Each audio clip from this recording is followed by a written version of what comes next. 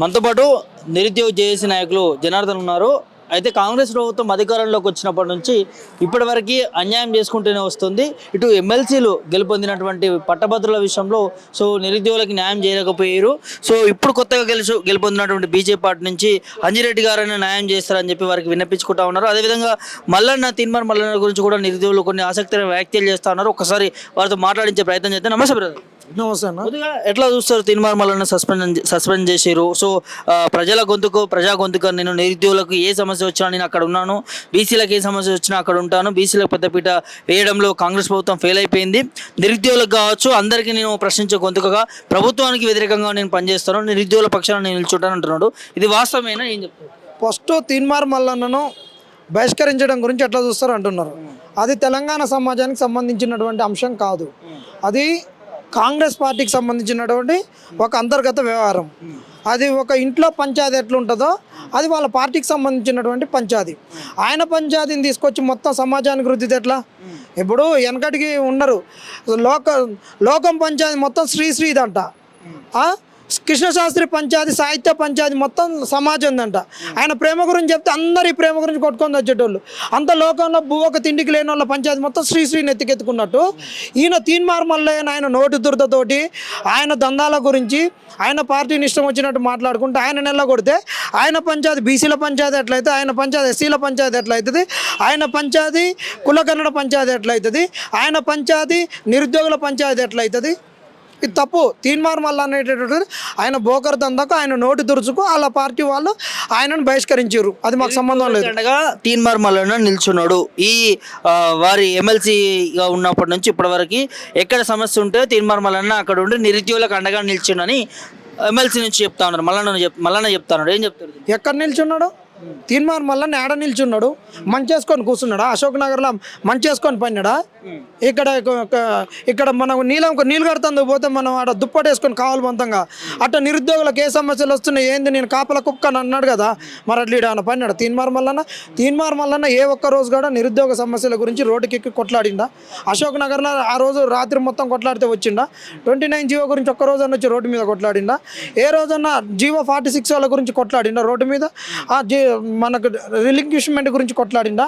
ఒట్టిగా ఆయన డబ్బా మీద పెట్టుకొని ఆయన యూట్యూబ్ ఛానల్లో మాట్లాడుకొని వ్యూస్ వస్తే దాని మీద కూడా ఆదాయం సంపాదించుకున్నటువంటి తీన్మార్ మల్లన్న ఒక వీడియో పెట్టుకొని డబ్బులు సంపాదించుకునే తీన్మార్ మల్లన్న గురించి మాట్లాడతారా? ఆయన ఎప్పటికీ రాడు. ఆయన ఒక ఉద్యమాల్లో తెలంగాణ ఉద్యమంలో కొట్లాడినోడు కాదు, విద్యార్థి దశలో ఉద్యమాలలో కొట్లాడినోడు కాదు, ఎక్కడ కొట్లాడినోడు కాదు. ఆయనకు కలిసి వచ్చింది ఆ రోజు ఏంటంటే కేసీఆర్ గారి మీద వ్యతిరేకత ఉంది. కాంగ్రెస్ వాళ్ళు ఆ రోజు ఇప్పుడు ఈ మాట ఖచ్చితంగా అంట కాంగ్రెస్ వాళ్ళ కోపం వచ్చినాం కాదు, చౌటలు దద్దమ్మల లెక్క ఆ రోజు ప్రతిపక్షంలో లేనప్పుడు ఆ రోజు యూట్యూబ్ ఛానల్లో మాట్లాడుతుంటే వీళ్ళే ప్రతిపక్షంగా ఉన్నారని ఆ రోజు యూట్యూబ్ ఛానళ్ళకు అందరూ కూడా డబ్బులు ఇవ్వడం జరిగింది, ఆ యూట్యూబ్ ఛానల్ని ఆదరించడం జరిగింది. ఆ రోజు క్రమంలో తీన్మార్ మల్లన్న అనేటటువంటి వ్యక్తి ఒక ప్రతిపక్ష పాత్ర లెక్క ఉన్నాడని ఆయనకు సహకరించారు. అది వేరు, కానీ అదే రాజకీయం కాదు.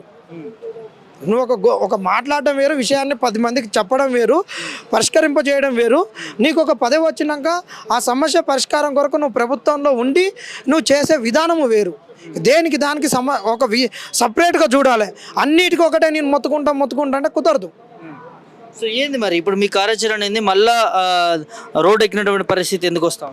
ఈ తీన్మార్ మల్లన్న బోకర్ దందాలు ఏదైతే చేసిండో, మమ్మల్ని ఏ విధంగా మోసం చేసిండో, నిరుద్యోగుల అంటే గ్రాడ్యుయేట్స్ నుంచి గెలిచి గ్రాడ్యుయేట్స్ని ఏ విధంగా పక్కన పడేసి బీసీ వాదం అది ఇదని అన్ని పంచాయతీలు పెట్టుకున్నాడో, అసలు వదిలి కొసరెత్తుకున్నట్టు ఏదైతే చేస్తున్నాడో ఈ తీన్మార్ మల్లన్న నుంచి మేము నేర్చుకున్నాం, బుద్ధి తెచ్చుకున్నాం.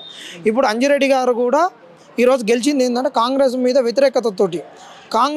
వ్యతిరేకతతోటి ఈయన గెలిచిండు. కాబట్టి ఈయన ఇప్పుడు కాంగ్రెస్ ఏదైతే హామీలు ఇచ్చిర్రో హామీలు అమలు చేయనటువంటి కాంగ్రెస్ను నిలదీయాలి. వాళ్ళు ఇచ్చిన హామీలను ఈయన భుజాల మీద వేసుకొని ఈయన మా పక్షాన మండలిలో కొట్లాడాలి.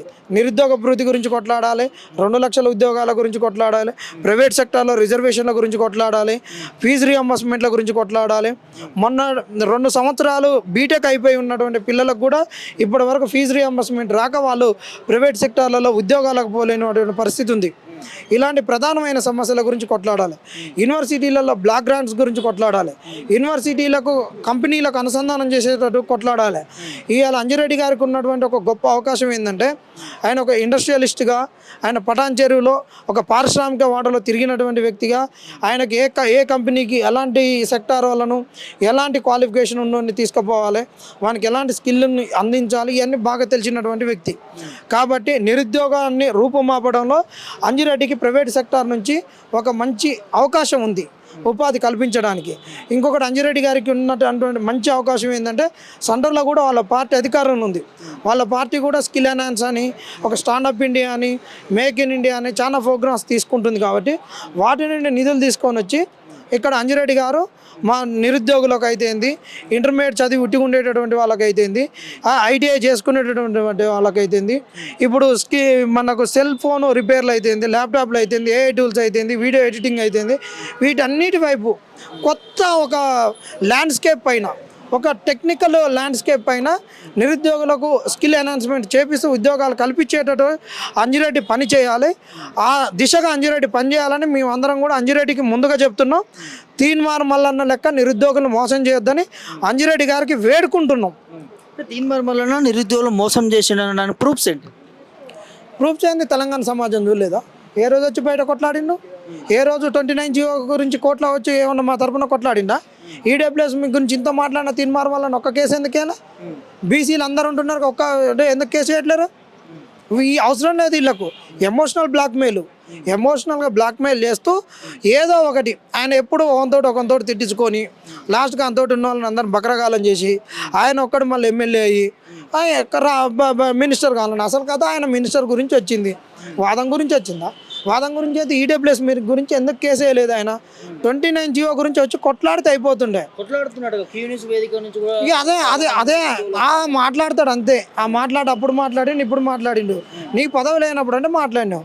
నీకు పదవి వచ్చినాక మండలిలో ఎందుకు కొట్లాడలేదు? మండలిలో ఎందుకు నువ్వు ఖచ్చితంగా ఈ జీవో ఇట్లా ఉంది, దీనికి కావాల్సిన డేటా ఇదని ఎందుకు మాట్లాడలేదు? నువ్వు ఎందుకు కేసు వేయలేదు? లీగల్గా ఎందుకు ఫైట్ చేయలేదు? వాళ్ళ పార్టీని వాళ్ళు సేవ్ చేసుకోవడానికి వాళ్ళు మాట్లాడతారు. అట్లనే నువ్వు కౌంటర్ ఏదో ఒకటి మాట్లాడు కాదు కదా. మా కాడికి వచ్చి కూర్చుంటే మేము మాట్లాడతాం కదా. మేము తన్నులు తిన్నప్పుడు మా పక్కన ఉండాలి కదా.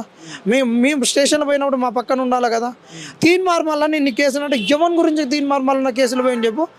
నోటి దురదృష్టితోటి ఒకరిని తిట్టి కేసులో పెట్టించుకొని పోయింది. కానీ ఒక్క సమస్య మీద నేను ఈ సమస్య గురించి ఈ రైతుల భూములు గుంజుకుంటుంటే వాళ్ళ కంపెన్సేషన్ ఇవ్వకుంటే నేను ఆ రైతుల పక్షాన ఆడ కొట్లాడితే ఆడ పడుకుంటే నన్ను ఎత్తుకపోయారని చెప్పండి. నిరుద్యోగులందరూ ఇక్కడ కొట్లాడుతుంటే వాళ్ళని కొట్టొద్దు, వాళ్ళ మీద లాఠీ చార్జ్ చేయొద్దు, నా ఈపు పలగొట్టినాక నిరుద్యోగుల వైపు ఈపులు పలగొట్టని, చంపితే నన్ను చంపి నా శవం మించి నిరుద్యోగులను ఎత్తుకపోని కూర్చున్నాడా? ఈ సమస్య గురించి కొట్లాడుతుంటే తీన్మార్ మల్లన్న ఎత్తుకపోయి కేసులు పెట్టిర్రు. తీన్మార్ మల్లన్న ఈ అమ్మాయిల మీద అగత్యాలు జరిగినప్పుడు ఆడ అమ్మాయిల పైన కొట్లాడుతుంటే తీసుకొని పోయి తీన్మార్ మల్లన్న జైల్లో పెట్టిననేటటువంటి ఒక్కటన్నా ఉందా? ఏదన్నా చెప్పండి.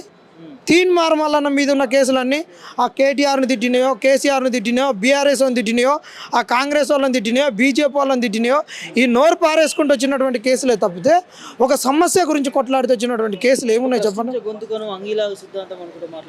అన్న ప్రశ్నించుడు ఎవడన్నా ప్రశ్నిస్తాడు అన్న. ఇంట్లో పిల్లగాడు కూడా అమ్మని ప్రశ్నిస్తాడు. కానీ ఇల్లును గడపడానికి పిల్లగాడు పైసలు తీసుకొచ్చి ఇంటిని గడపగలుగుతాడా? లేదు కదా.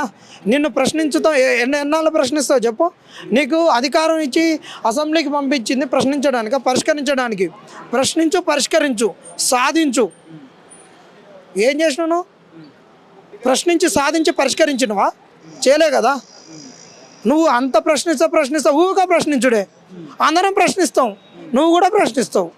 అందరికన్నా డేటా ఫ్రీనే ఉంది. 300 రూపాయలు రీఛార్జ్ చేసుకుంటే 2.5 GB వస్తుంది. ఇంకా జియోనైతే అన్లిమిటెడ్. ఆ జియో డేటా అయిపోయిన దాకా ప్రశ్నించవచ్చు. ఈ ఫలితం ఏముంటుంది? నిన్ను అసెంబ్లీకి పంపించింది ప్రశ్నించడానికేనా? ఎప్పుడు ప్రశ్నించే గొంతుగా ఎవడు ప్రశ్నించేటోడు లోడి. ఈయనొక్కడే ప్రశ్నించాలి. ఇంకా దుర్మార్గం ఏంటంటే అసలు తీన్మార్ మల్లన్న పుట్టినాకనే ప్రశ్న పుట్టిందంట. ఆయన ఎన్నికలలో అప్పుడు ప్రచారం ప్రశ్నకు పురుడు పోసినటువంటి వాడే తీన్మార్ మల్లన్న అంట. పరిష్కారానికి ఎప్పుడు పురుడు పోస్తా? ప్రశ్నకే పురుడు పోస్తే ప్రశ్నకే పురుడు పోయి మరి ఆ ప్రశ్న ఎప్పుడు నీళ్ళు ఆడాలి, ఎప్పుడు దాన్ని జోలపాట పాడాలి? ఇంకా దాన్ని సాకినాక అందరికి ప్రశ్నలు పంచినాక మళ్ళీ పరిష్కారానికి ఎప్పుడు వస్తావు? తీన్మార్ మల్లన్న గురించి అంత తక్కువ మాట్లాడితే అంత మంచిది. అసలు తీన్మార్ మల్లన్న టీం ఉంది కదా, 7200 ఒక ఉద్యమం ఉప్పెన, అసలు నయా పైసలు లేకుండా ఎమ్మెల్యేని చేస్తున్నాడుగా. మరి తీన్మార్ మల్లన్న కాంగ్రెస్ వాడు బహిష్కరిస్తే ఒక్కడన్నా వచ్చిండు 7200 నుంచి? అసలు 7200 ఎవరి మీద ఉంది కొట్టుకోమ్మను? మా మీద ఉంది రిజిస్ట్రేషన్ ఛానల్. అసలు నీ ఉద్యమం ఎటుపోయింది, నీ సంఘం ఎటుపోయింది, నీ టీం ఎటుపోయింది? నిన్ను జాడిచి తంతే ఒక్కడు బయటికి రాలేదు, నిన్ను బయట వేస్తే అవార్డు రాలేదు. ఈయనకొక టీం అంట, ఈయనకొక ఉప్పెనంట, ఈయనకొక ఉద్యమం అంట. నువ్వు అన్న మాటలో చెప్తా, ఉయ్యాలన్న తంతే ఆడ ఈ మూల పోతుంది, ఆ మూల పోతుంది, ఇట్లా పోతుంది కదా. అట్టనే ఈడదంతా పోతాడు బీఆర్ఎస్లో పోతాడు, ఆడదంతా పోతాడు కాంగ్రెస్ అంటాడు, ఆడదంతా పోతాడు బీజేపీ అంటాడు, ఈడదంతా బీఎస్పీ అంటాడు. రోజొక వాదం, రోజొక సిద్ధాంతం అయినది. వేస్ట్. మల్లన్న గురించి ఎవడు మాట్లాడట్లేడు అన్న. అసలు ఆయన ఎత్తుకుంటే జోకర్ కాడు, పెద్ద జోకర్, డబ్బుల గురించి అంతే. ఆయన అంతా బ్లాక్మెయిల్ చేయడము, ఈ వాదాన్ని బలహీనం చేయడము అంత తప్పే. తీన్మార్ మల్లన్న గురించి ఏమీ లేదు. మాట్లాడుకో. ఆయనకి ఏం సబ్జెక్ట్ ఉన్నది చెప్పు, ఏం చదువుకున్నాడు, ఎన్ని పుస్తకాలు చదివిండు, ఏ జ్ఞానాన్ని, చదువుకున్న జ్ఞానాన్ని దాన్ని ఒక ఆచరణలోకి తీసుకొని వస్తాడు. ఆయన ఇక వ్యక్తిగతాల జోలికి వద్దు. ఆయనకున్న అవలక్షణాలను సమాజం వైపు రుద్దుతందుకు వస్తాడు. సో ఫైనల్గా ఏం చెప్తాను? నిరుద్యోగులం ఒకటి, అంజిరెడ్డి ఈ తీన్మార్ మల్లన్న గురించి అవలక్షణాలు ఏ అయితే చెప్పినామో అలాంటి అవలక్షణాలు మీరు పులికిపుచ్చుకోవద్దు. దయచేసి మీరు తీన్మార్ మల్లన్న లెక్క అసలు వదిలి కొసరు పట్టుకోవద్దు. ఖచ్చితంగా ఈ మాట ఎందుకంటున్నాం అంటే, బీజేపీ ఈరోజు ఇక్కడ మేము అధికారంలోకి వస్తాము, ఉత్తర తెలంగాణలో బాగా వేసినాం కాబట్టి తెలంగాణలో మేమే అనే దిశగా రాజకీయాలు చేస్తుంది కాబట్టి, ఆ చేసే క్రమంలో మీరు రాజకీయ పార్టీ కాబట్టి చేసుకోండి. అదే ప్రధానమైన పెట్టుకొని మా సమస్యలను పట్టించుకోకుండా మీరు ఉండొద్దు. మా సమస్యలు ప్రధానంగా పెట్టుకొని మీ రాజకీయ భవిష్యత్తు గురించి, మీ పార్టీ గురించి మీరు కొట్లాడరు. కానీ అదే ప్రధానం చేసుకొని మమ్మల్ని వదిలిపెట్టి తీన్మార్ మల్లన్న లెక్క మా గొంతులను కొయ్యకు, మమ్మల్ని మోసం చేయకు, మమ్మల్ని బకరాలకు చేయకని చెప్తున్నాం.